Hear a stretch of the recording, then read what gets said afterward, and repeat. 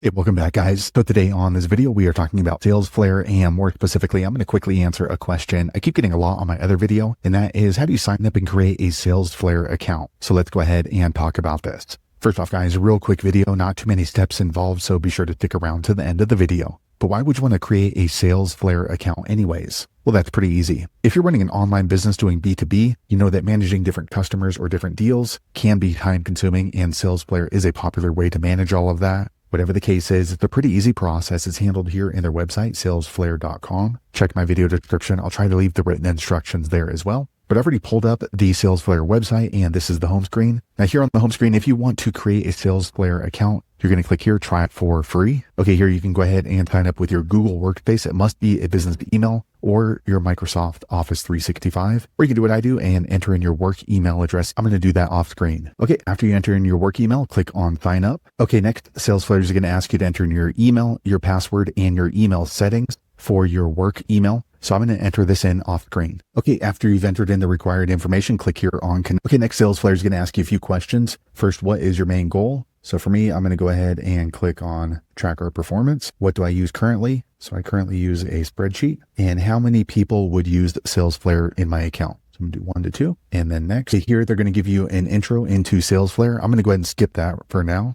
Okay, quick second later, it brings me here to my Salesflare dashboard. So now I can start building out workflows. I can start importing my contacts. So there you have it, guys. If you're wondering how to sign up and create a Salesflare account, that's the easiest way I know how to do it. If you know an easier way, be sure to leave a comment below. Let the rest of us know how you did it. Hopefully you found that video useful. If so, click thumbs up or maybe consider subscribing to my channel, and I hope to see you on the next video. Thanks again for watching.